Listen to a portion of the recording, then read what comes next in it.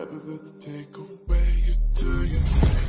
People talking, let them make. Assalamualaikum warahmatullahi wabarakatuh. Perkenalkan, nama saya Medi Anggoro Putra. Nomor induk mahasiswa D1A 019347. Saya dari Fakultas Hukum Universitas Mataram, mata kuliah Hukum Pajak.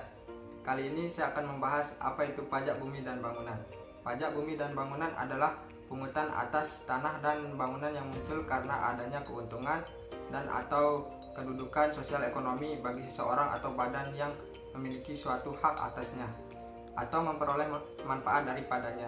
Jika dilihat dari sifatnya, pajak bumi dan bangunan merupakan pajak yang bersifat kebendaan, yang artinya besaran pajak terutang ditentukan dari keadaan objek, yaitu bumi dan atau bangunan. Sedangkan keadaan objeknya tidak ikut menentukan besarnya barang. Subjek pajak bumi dan bangunan. Subjek PBB adalah orang pribadi dan badan yang secara nyata memiliki hal-hal seperti berikut. Yang pertama, mempunyai hak atas bumi. Yang kedua, memperoleh manfaat atas bumi. Yang ketiga, memiliki bangunan. Yang keempat, menguasai bangunan. Dan kelima, memperoleh manfaat atas bangunan. Yang tidak termasuk objek pajak bumi dan bangunan. Tidak semua objek pajak bumi dan bangunan bisa dikenakan PBB. Terdapat juga objek pajak yang tidak dapat dikenakan PBB. Namun, objek pajak tersebut harus memiliki kriteria tertentu yang tercantum dalam UU nomor 12 tahun 1994 tentang pajak bumi dan bangunan. Berikut daftar kriteria tersebut. Yang pertama, objek pajak tersebut digunakan semata-mata untuk kepentingan umum di bidang ibadah, sosial, kesehatan, pendidikan, maupun kebudayaan nasional yang tidak dimaksudkan untuk memperoleh keuntungan. Dan yang kedua, digunakan untuk kuburan, peninggalan, purbakala, atau yang sejenis dengan hal tersebut.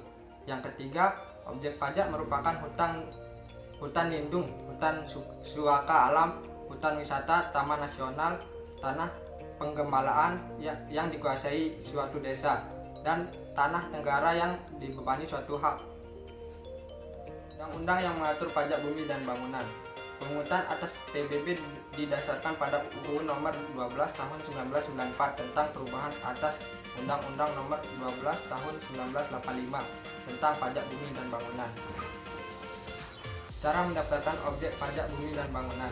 Bagi Anda yang ingin mendaftarkan objek PBB, baik untuk orang pribadi maupun badan, Anda harus mendaftarkan objek PBB di kantor pelayanan pajak atau KPP, kantor penyuluhan dan konsultasi perpajakan atau KP2KP, yang wilayahnya kerjanya mengikuti letak objek pajak yang akan didaftarkan.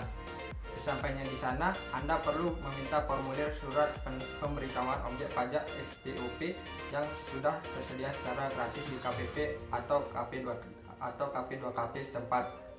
Agar prosesnya berjalan dengan lancar, maka Anda juga perlu memahami hak dan kewajiban Anda sebagai pendaftar objek pajak bumi dan bangunan Anda.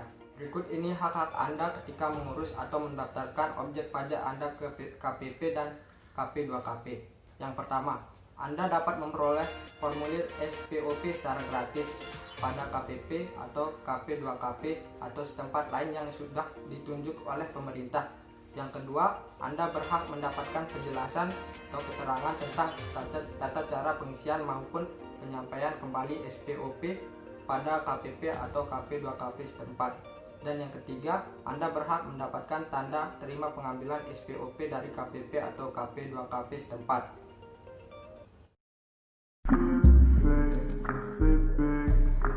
Never let the take away you do.